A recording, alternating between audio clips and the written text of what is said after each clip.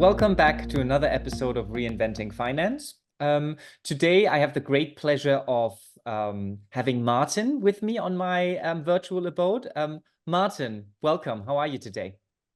I'm very good today. Thank you. And thank you for having me. Of course.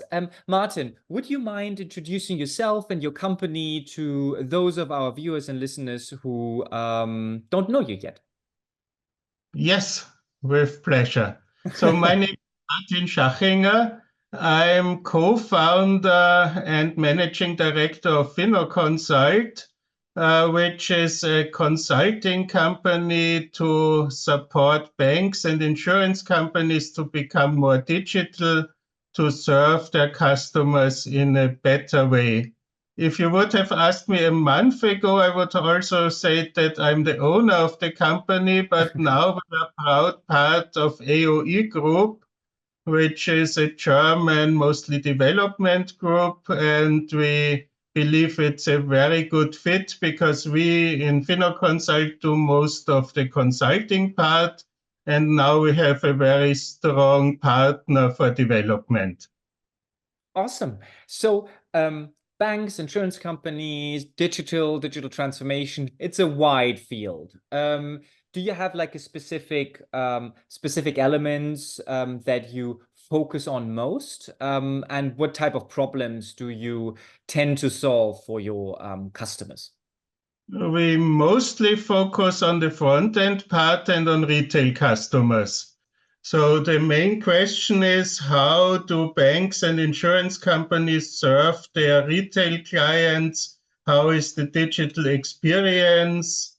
And can we improve it? Can we offer better digital services as banks and insurance companies to our customers? That's the main idea and our main focus. We are not so much focused on any back office process management. We are not business process analysts, something like that.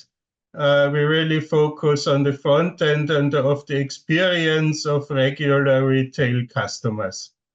And how do you go on about this? Appreciated that every client is somewhat different, but is there if you had to kind of walk us through a exemplary kind of process or project, so we get a little bit more flesh on the bone here? Yeah, so that's actually a good point to introduce our Finnoscore, because for the last 10 years for banks and the last 4 years for insurance companies, we have the Finnoscore. The Finnoscore is our evaluation method to see from an outside perspective how digital an insurance company or a bank appears to the customer. What we cannot do there is really go and become customers, because we do it for 150 insurances and 250 banks. So that we already spend lots of effort in creating the Finnoscore, but we really look at it from a pure outside perspective of the non-customer, what the non-customer can see online and how digital the experience is for the non-customer. So that's, and yes, you have a question. And that's super helpful. So, for example, we wouldn't know exactly how the purchase workflow works. We wouldn't really know how a customer portal works. So it's and I think that's a clear, how does a non-customer can interact with the insurer/bank? What are the kind of key dimensions that you look at when calculating your score? The Finnoscore is a little bit built alongside the AIDA model, so attention, interest, desire, and action, which is basically the buying process of the customer. So we look at the customer will first need to get attention. For this, we look a little bit at the online marketing performance of the company that we analyze. But then we move on to how the bank or the insurance company introduces itself. Can I see a clear, unique selling proposition? Is it obvious why I, as a new customer or a new potential customer, should become customer of this institution? Then see how easy it is to onboard, how is the digital onboarding process, or is it not digital? Do I have to go to a person? Do I have to leave my house? Which in our view is not good because, as I said, we are talking all about the digital experience. So if you have to leave your house to become a customer, we would give this company negative marks on this topic. And then also looking when you are a customer, the little bit the retention part, what services do I receive when I'm a customer, how I'm rewarded for staying a loyal customer, this whole chain from first contact to remaining a loyal customer in the digital world, that's what we're looking at. And when you're is how do you do the weighting to kind of get to a score? As I would imagine that it's probably easier to agree on aspects to look at, but how relevant each aspect is might garner a little bit more discussion potentially with your customers as potentially as well. But is there are there some true heavyweights, in the weighting, or is it more distributed? And if so, why? There are heavyweights in the evaluation. So what I didn't mention yet is we have 12 dimensions in the Finnoscore for banks, 11 for insurance companies. And obviously not all 12 or 11 have the same weight. To us, the whole online experience, so the website has a very high weight. The presentation of why should I become customer have a very high weight. And what we don't give such a high weight is things like how you present your environmental or social responsibility.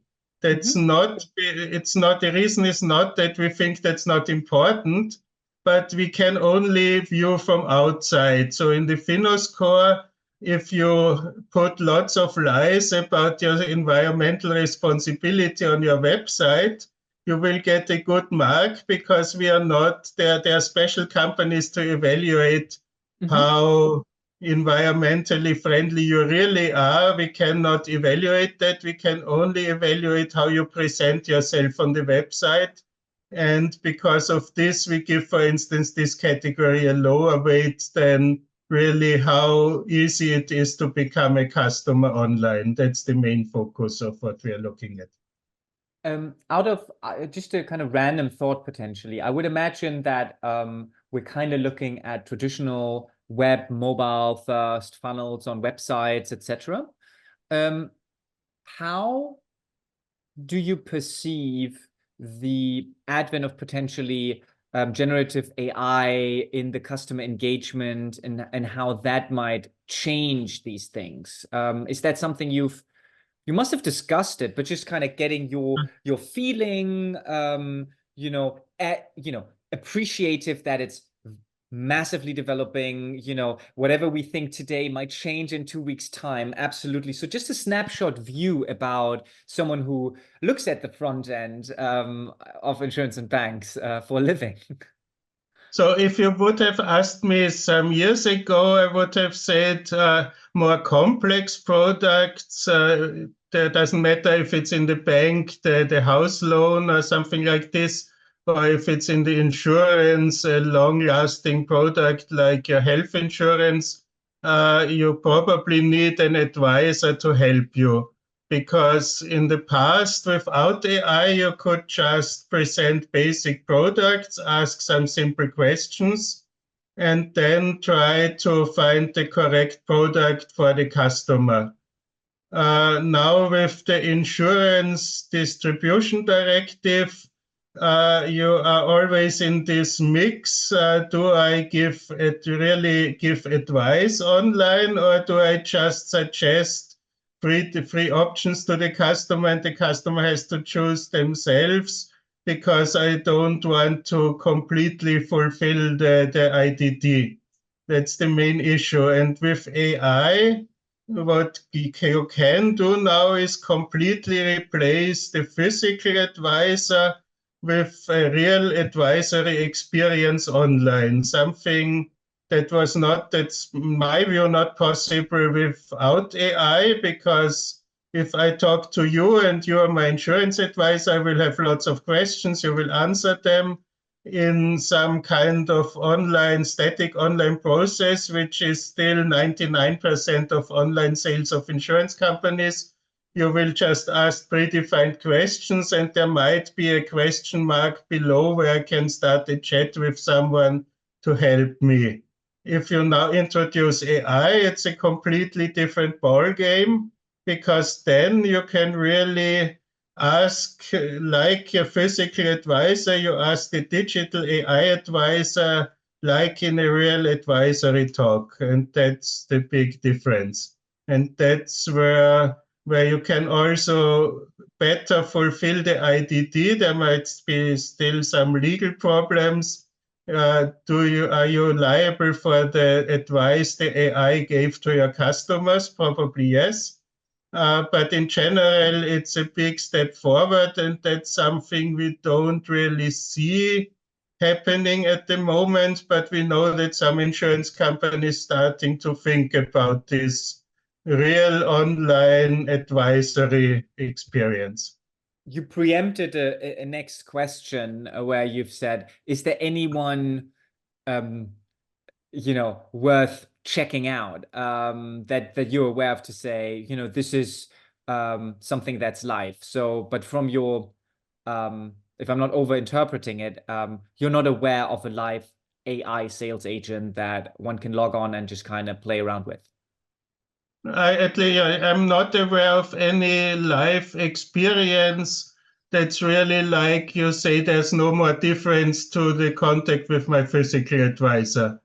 It's really that I don't know. I know that there's at least one insurance which I cannot name, because we are doing a project with them exactly to discuss how they can achieve this online advisory experience, but that's obviously under an NDA, so I cannot say with whom we are talking there. Awesome.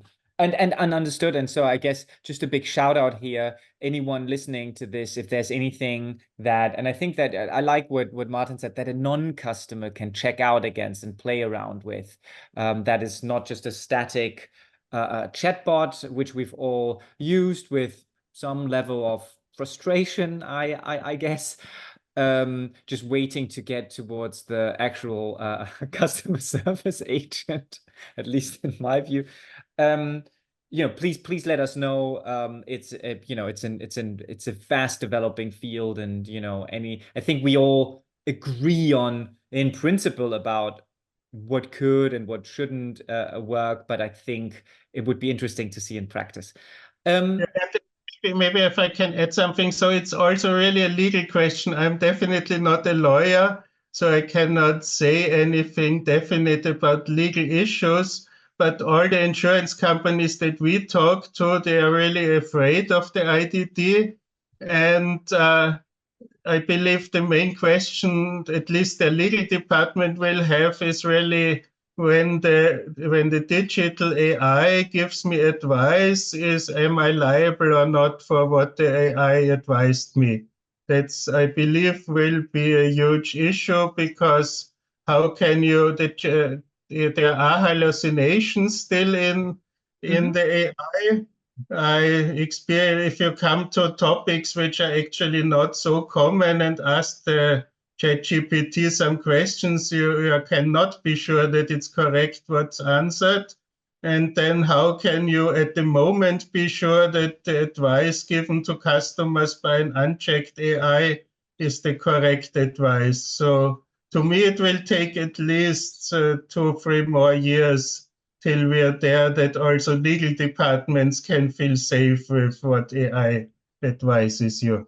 And it's a big and very relevant question. Some part of me always kind of thinks, the standard of proof to the new is always higher than the standard of proof to the existing, because let's face it, I mean, we won't call it hallucinations, but there's mis-selling in your tied agents and broker within IDD. It might just be less obvious. It might not be as easily found out, and it might not go to such a scale, because there's kind of limit to how much mis-selling an individual can kind of do. But sometimes feel that the new just has to be better than the existing one, not perfect, is sometimes what I'm thinking. But no, certainly legal questions, very, very big topic. And again, that is why it would be interesting to how the first movers try to grapple with it, because the truth is also, unless it's done and then tested in the courts, no one, I've heard a saying, at high sea or in the courts, you're in God's hand. So, whatever professor of law or some big law firm is going to write down, at the end of the day, who knows? But anyway, understood. If we're kind of moving, you must have seen so many customer journeys, etc. And again, we appreciate that, everything is contextual. But are there some kind of top levers or measures, or even if it's easier, kind of mistakes that you've seen as you kind of to maybe improve your Finnoscore, but ultimately to improve, your sales performance. That's ultimately what no one, quite frankly, I don't think anyone specifically cares about the Finnoscore itself. It's about improving sales, right? And it's a good tool to kind of aggregate and hold a conversation. So, what top levers or top mistakes kind of come to mind if you were to aggregate and simplify your experience in this area? So the main mistake is that you mostly think about your internal things and not about the customer. That might be a banality to say it, but that's actually what's still happening. To give Do you have an you, example? yeah, okay, start with, it's also a high-level example, but start with the initial point that especially insurance companies, on their physical sales force is still very powerful and very strong. So we meet a lot of insurance companies that actually don't dare to sell too much online because they're extremely afraid of their physical sales force. Mm-hmm. I met the digital leader of an insurance company who told me that one of her main jobs was to be shouted at from physical salespeople. Oh. So that's number one. They are really afraid. Then what we already mentioned, the legal things. The legal department is also very strong. And then you come up with experiences that probably put you on the safe side on legal topics, but probably are not the best experience for the customer. To give you a simple example, the IDD allows to basically get out of the whole advisory thing if the customer says, I don't want to have real advisory. So Mm-hmm. what you can do and what some insurance companies are doing, you start the whole process, funneling the customer through some questions, then suggesting this product bundle or this product would be the best insurance solution for you. And then you end up with a sentence, I acknowledge that this was not advice, and I can contact an advisor if I want to have additional advice. Mm-hmm. And if I click on this, I can actually not buy the insurance online. And everyone who reads this sentence will basically get afraid. What does this mean? Does this mean that's not the best solution for me? And will probably stop the online sales process and then still go to the physical advisor. And those are the things where more brave decisions and more customer oriented decisions for a customer who really wants a digital experience would be necessary. Do you have experience on A/B testing that? To say Not, on, have you ever done a project where one said, because I think we all agree, right? It's less customers. It'll prevent some customers, but we don't really know how many customers until you kind of A/B test it with the control group. Have you ever done a project on that to determine how big of a business lever that would be? what we did, so we did not do A/B testing for this specific topic. We do A/B testing for front ends, but it's actually quite difficult to do A/B testing with real customers, with banks or insurance companies, especially for those topics where you're not sure if it's fully legal to do it or not. If you're in online sales, you just put a red button and a blue button and you see which is clicked more often. And you do it with live customers. That's much more difficult with banks and insurance companies. Also because most of their IT systems are actually so complicated that they couldn't even manage a real life A/B test with real customers in the production environment. So that gets difficult. But what I can say with a bank where we did the online sales process for a bank, we always analyze the funnel. At what step, how many people leave the process without going to buy the product in the end. And there for banks, you have this famous US relations question where you are asked, are you a US citizen or a resident in the US city, in the US? And it's always formulated in a way that no one understands it because some lawyers write the text, and there we lost 30% of the customer who reached this point did not go on because they were confused. That's not an Massive. A test, but it was really a massive loss of customers just because of this one very legal sounding and not very intelligible question. And it's unlikely that they were all US citizens. Yes, definitely.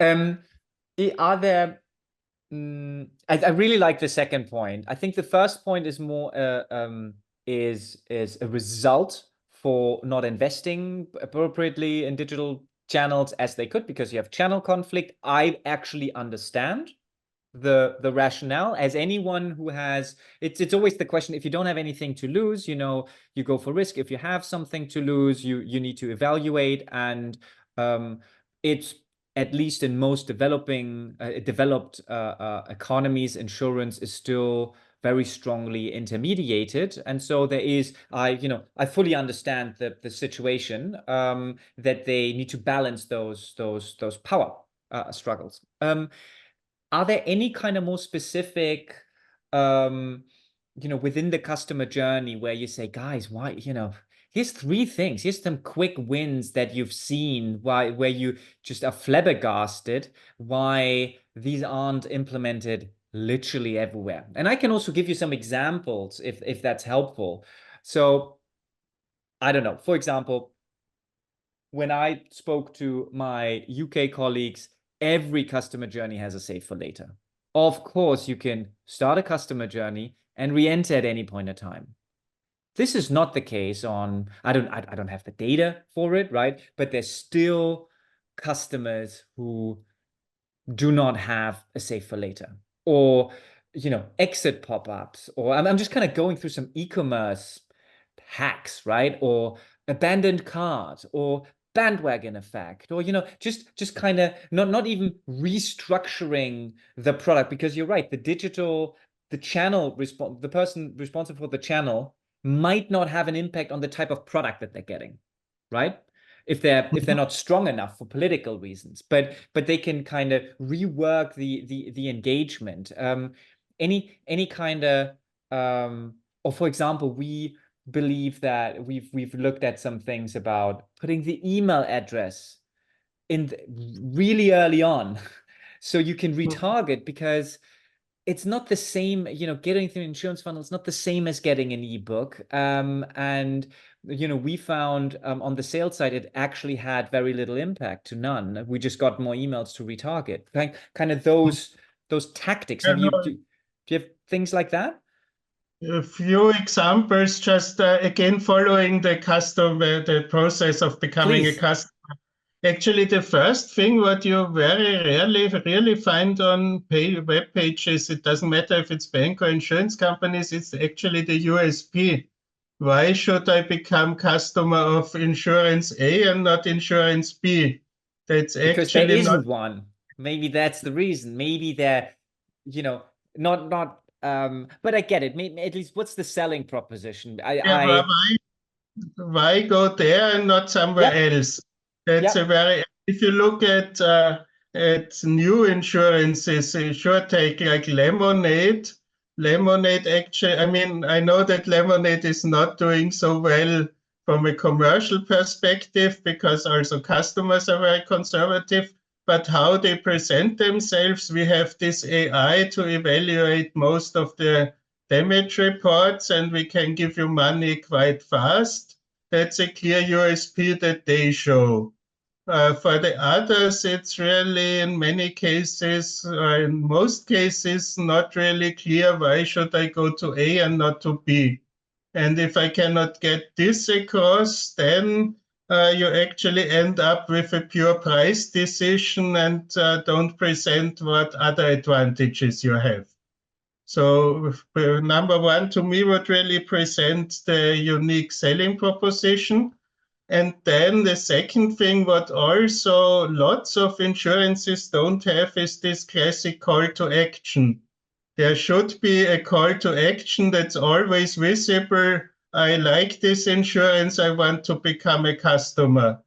And some put the call to action somewhere hidden below and fill most of the web page with some useless information about what they do, what their board members did last weekend or whatever. It's not really useful and hides actually the main focus of, in my mind, of the web page should be number one, get new customers, and number two, service your customers, especially if they want to report damages. That's the main focus of this website, and that's not there. And the main point is if you want to sell something, this call to action, yes, I like it, I want to become customer, should be always present and not be hidden somewhere on page 5 or something like that. Then, Oh, sorry, go ahead. yeah, then the next point, because I already mentioned the price. When we discussed that's easier for banks, the gyro account costs this much per month for nothing, easy to present. Most insurances that we talk to tell us we cannot tell the customer a price. It's impossible because it depends on so many factors. So I can maybe only put a form price there, but nothing specific. The problem, that's true, but the problem with this is many people now go to comparison platforms and there they will find a price. And if this price is completely stupid and not usable, it's still a price that the customer will take into consideration for their buying decision. So you cannot shy away from giving the customer some way of quote, yes? So I think that's fair, but I think the comparison also on a price comparison website, you only get the price after you've provided lots of information. And are you saying that the problem is that insurers are not making their offline products online? Or is it that it takes a bunch of questions to show an online price? It takes a bunch of questions to show an online price. That's the argument they have. But then you just have to make assumptions. I mean, it can end up with some stupid examples. There are two German car insurance companies that both have a statistic with the price comparison of their insurance against the other insurers. And if you look at them, I will not name the names now, But if you look at them, you see an almost identical graphic. The only thing is they are always the cheapest, and the other one is always also on the graphic and is much more expensive because it obviously depends on how you configure the product to come up with the real price. But just then using this as an argument of not telling customers anything about prices without forcing them to answer 5 to 10 questions about exactly what they want is, in my mind, not a solution, because in the comparison platforms, they also don't do it. You will see a price. If the But assumption, after answering the questions. So in no, the in some of the comparison platforms, you don't even answer questions. You just say, I want a home insurance, and it immediately tells you for 20 different insurance companies the price based on some basic assumptions they make. okay, so they have some kind of like pre-calculators, etc., that you can then configure, and that would be a solution, right? That you Yeah. try with kind of pre-populating certain data based on best, educated guesses to kind of get the customer faster to the price.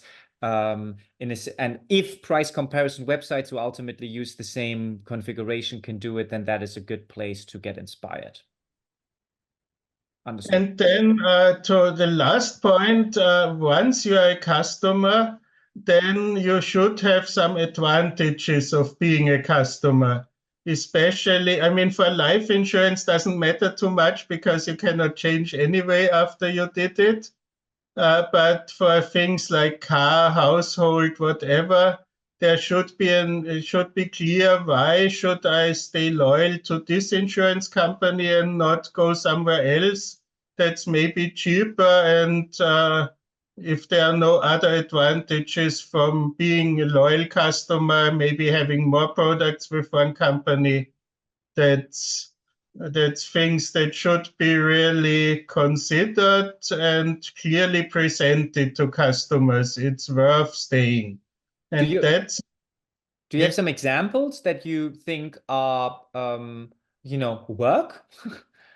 Yeah, I mean, I try not to give too many examples, but for instance, with Allianz, they have really a very, very nice loyalty program with tiers and everything, where you can really see it's a good thing that I'm customer and I'm rewarded for it. Okay, so I was also and I appreciate you don't want to call out one insurer for another, but there's things like no claims bonuses, or there's things like I'm on a telematics tariff with Hook, and I'm pretty sure that if I leave, I'm a really boring driver, I have 25 or 30% rebate, that I would lose that. I think there's bundling discounts sometimes, but I think the point is it needs to be kind of potentially clearer, because I also am with other insurers where I don't really know what the benefit would be of Yes. adding more products. I don't think that's, yeah.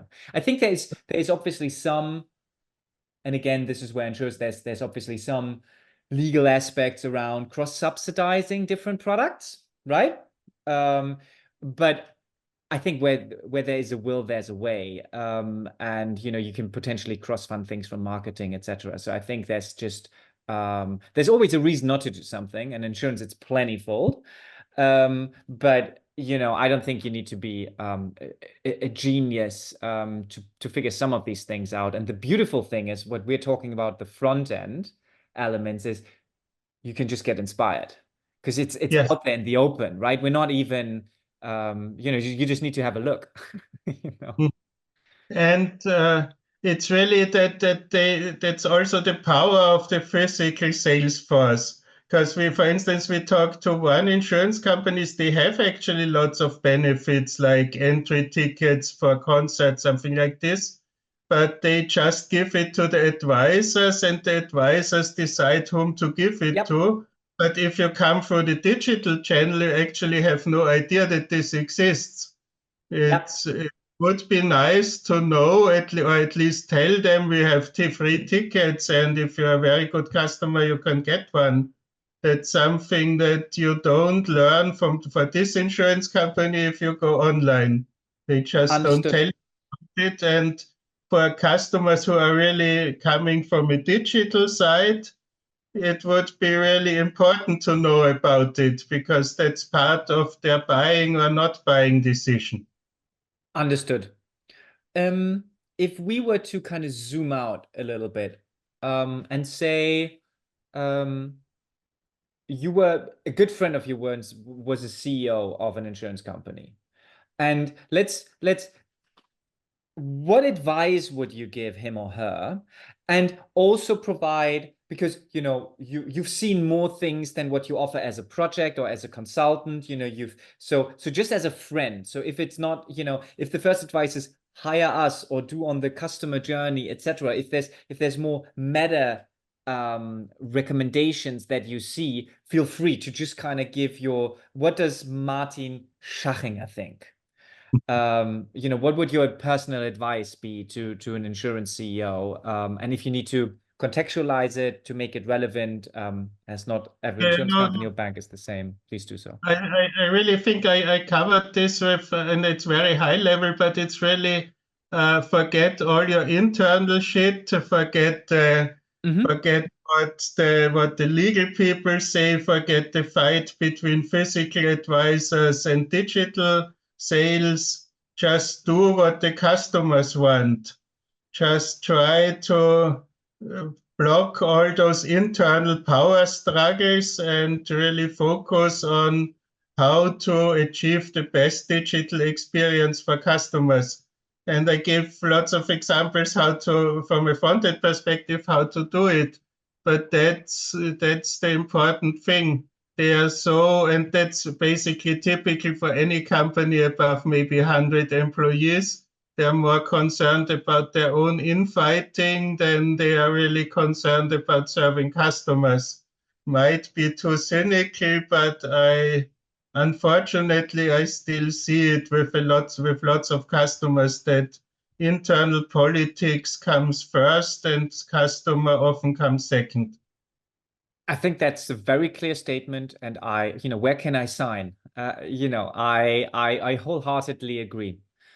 Um, Uh, before we I wrap, sorry, yeah, I actually didn't answer your first question because you asked what's our process in our projects. yep, And I started with the Finnoscore, but actually I didn't present the full process. So please I do, would yes. this now. So basically, as I introduced, we have the Finnoscore. There we evaluate an institution, and that's also our sales tool, how to get in contact with banks and insurance companies. We do lots of press work also, so sometimes they even come to us and not we to them and ask us, can you tell us more? And then the next step is actually that we do a workshop together with them where we show them how they are doing, what we would criticize about what they are doing, and also show them best practice examples. As you just mentioned, it's all online, you can see it, but obviously no one will look at 150 insurance companies besides us and really see how they are doing. So we show it with best practice examples. That's the first step. The second step is then to identify together with them what are the what are the things they could do better, especially quick wins. If you're extremely bad in one category, there might be a quick win where you can immediately make a huge jump forward.